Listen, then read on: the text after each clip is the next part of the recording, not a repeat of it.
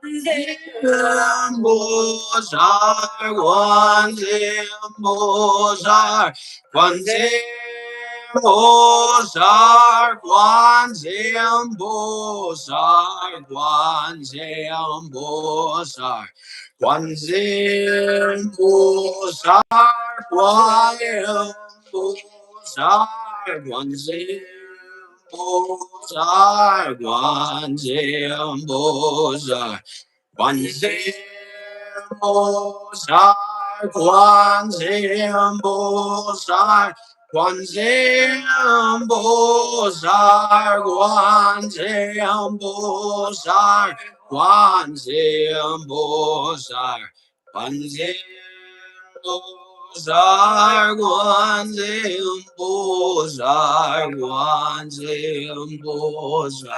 Guanzimosar, Guanzimosar, Guanzimosar, Guanzimosar, Guanzimosar, Guanzimosar, Guanzimosar, Guanzimosar. So, to get enlightenment, that was like 15 minutes, 17 minutes of like intensive practice with a precursor of intensive practice, right? You have to do that with your whole body in mind until your whole body is covered with sweat. And then you get some enlightenment, or you get some freedom. You have to go and go and go and go. You don't stop. You don't stop until you're free. So that's going to be, unless we have anyone would like to ask a question or share their experience, then we will wrap up our live stream for tonight.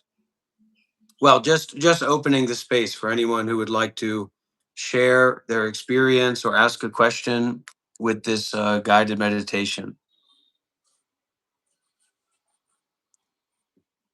guided practice, guided mutual practicing.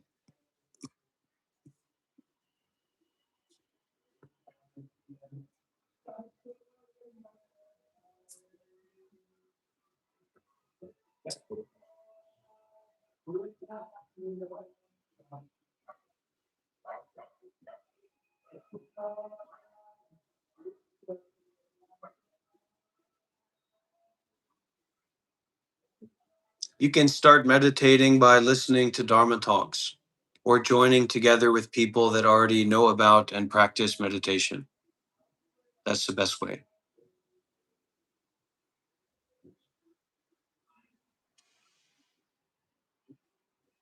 Best way to start.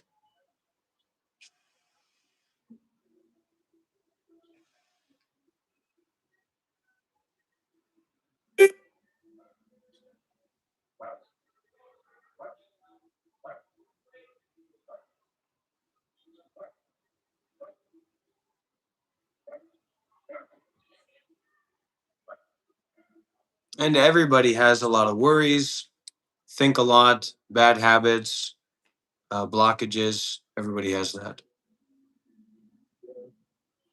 So your job in joining here is not to assert yourself or bring yourself forward, but to listen and practice and follow along as best you can.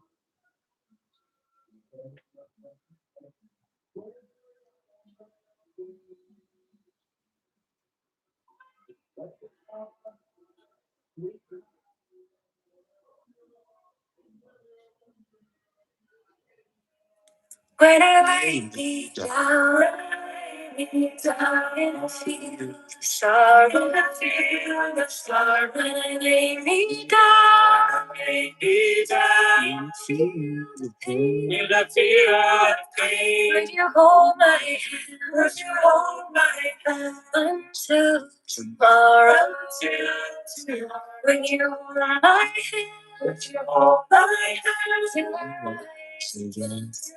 I rise again. I know you suffer. I know you cry. I'll be right here. I'll be right here. I'll be at your side. I'll be at your side. 'Cause I know this darkness will soon be gone. Will soon be gone. You will rise to meet the sun. When I lay me down, in a field of sorrow, lay me down. You will feel the pain, and I feel the pain. When you hold my hand, until tomorrow. Until tomorrow, you will my rise again. We all get weary. So when you fall down, together gentle ground, I'll be with the whisper.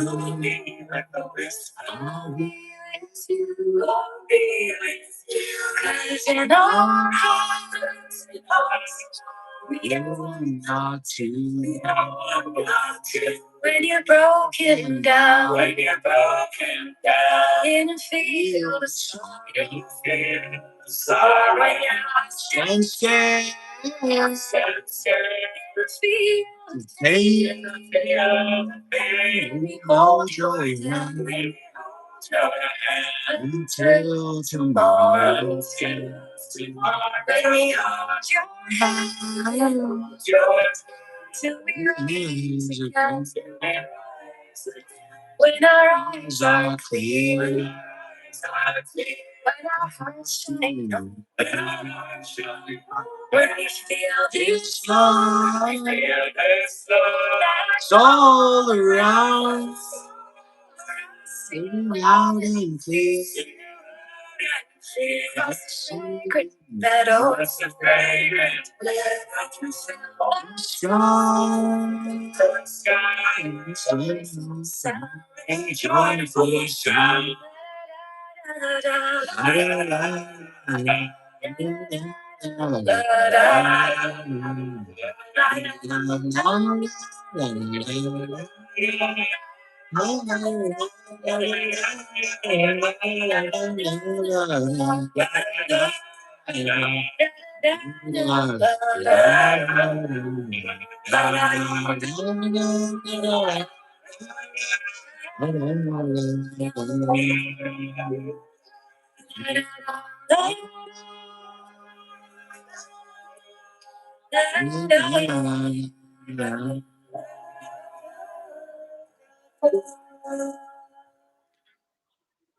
So, if you want to be serious about spirituality, or God forbid, you want to be a guru, you have to grab the ego, the self, and you have to drain out every little drop of grasping, of attachment, of seeking, of avoiding, of controlling, of labeling inside of yourself. You have to wring yourself out like as through cheesecloth. Then you will be raw, vulnerable, open. And you will be so attractive to people that you will be in danger.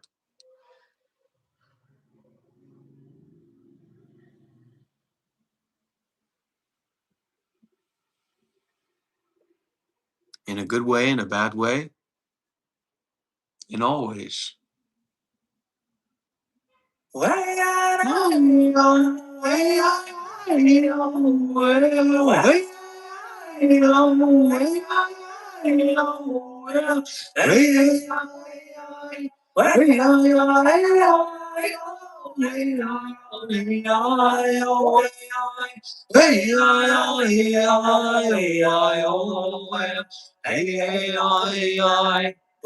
Not pure sound, not pure music.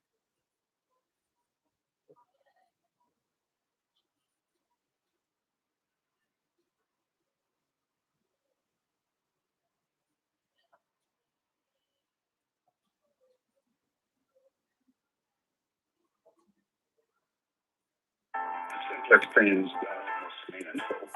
Like God's blessings, our love for each other, selflessness, empathy, gratitude, and humility. My life is rich. Your wife, my son, his wife, their 4 kids, my grandkids. That's the book. My son lives a meaningful and purposeful life. He is my dream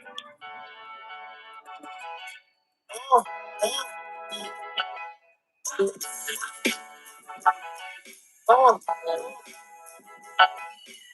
Still a child in the moment, still a child in the evening. And when I die, I hope the light that I shine is to reach him. While I'm alive, I hope my flowers inside and unleash it. I know where pieces between the microphone and the speakers. Since the fetus, I've been searching for hell of perfection. Nevertheless, mostly excel is forgetting my lessons. Nothing compared to what I shared when I think of remembrance. When you can pray it with forgiveness, its name is repentance. I lost a baby as a teen in fateful December and felt depression. I've been trying to escape from forever. I need a time out. Too many forks in the road. I pulled the knives out. Time to dissect, but I ain't direct. The eye is a bank for the mind to reflect. And karma is just cause and effect in order to sex. I'm here to take, but I still pray for grace. Cause even though I knew the path, I still made mistakes. I shed blood for my neighborhoods. So many lyrics have been written on this pressure for the game. Chase, sometimes I close my eyes and I don't wanna rise. I hear a voice inside.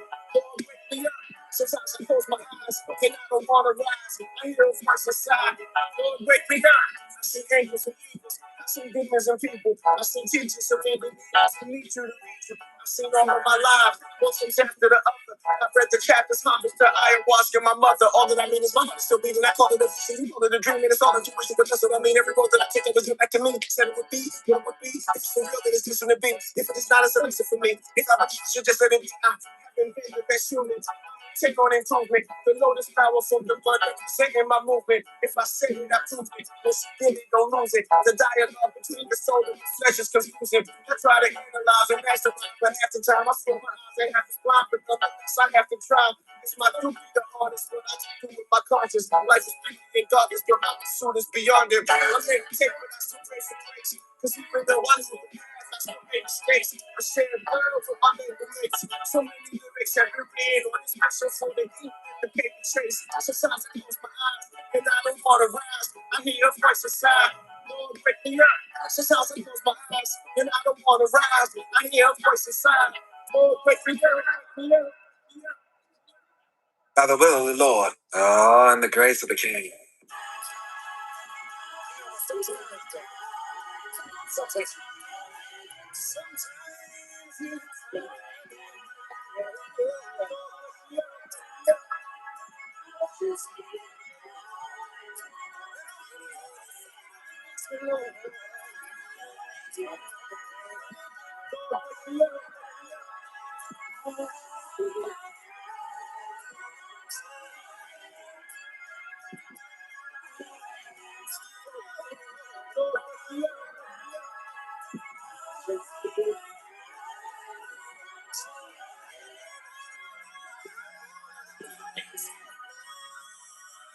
Oh, God's grace, I ain't lost my face. Lost my case from few niggas in the hood. I felt lost to save. Losses, I fell off if they ain't talk the same. Of course, it's the same losses make my heart change. Bosses, all messages I talk to frame. Some banks, some play the game, they call us all the same. Fame, show us safety that we all chase it. We lost faces, we face this, and God wishes, complacent. Even though weather ain't changing, this shit dangerous. It's shameless. Life ain't sacred, then we'll be racing, aching. Selling our souls for peace engagements. I was flying world arrangements and arrangements. I got my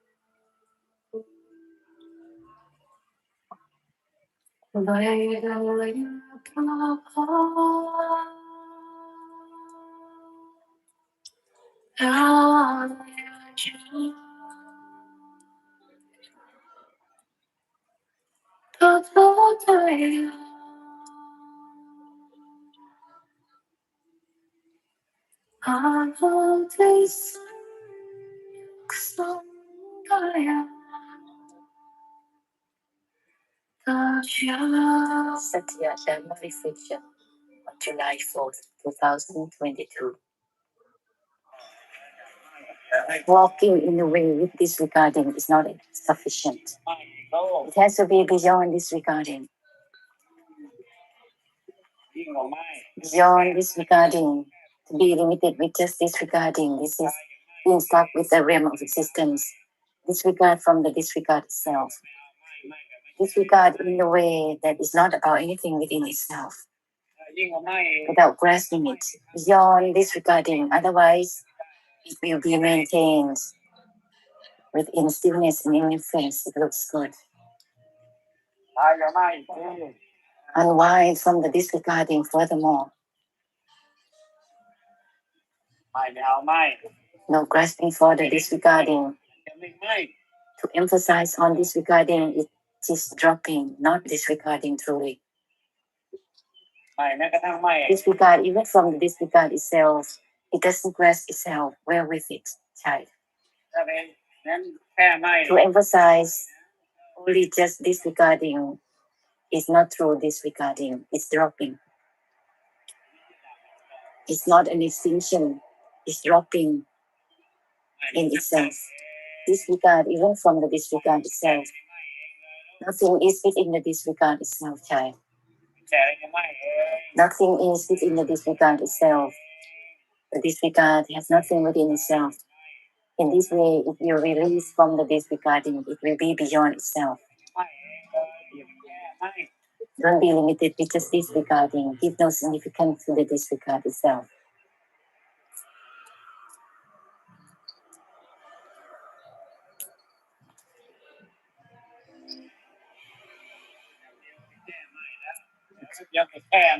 Just a tiny bit, then you're falling into disregarding. Release from it further. Nothing is within the disregarding. That means that the disregard doesn't grasp itself.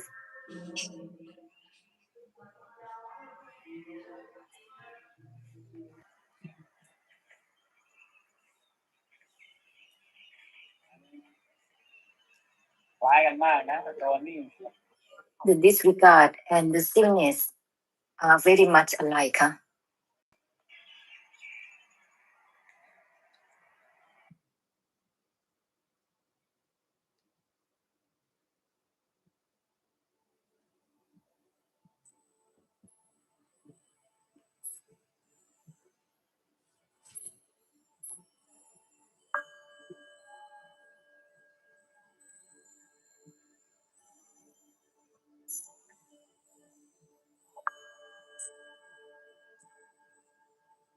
Lady Sogyu asked the master,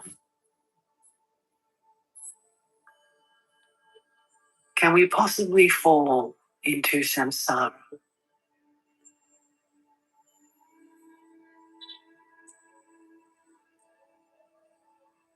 The master replied,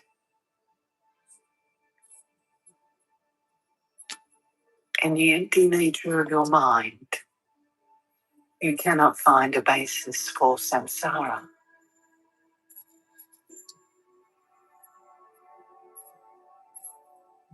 Samsara's root, timeless purity, is undiluted wakefulness, which cannot fall.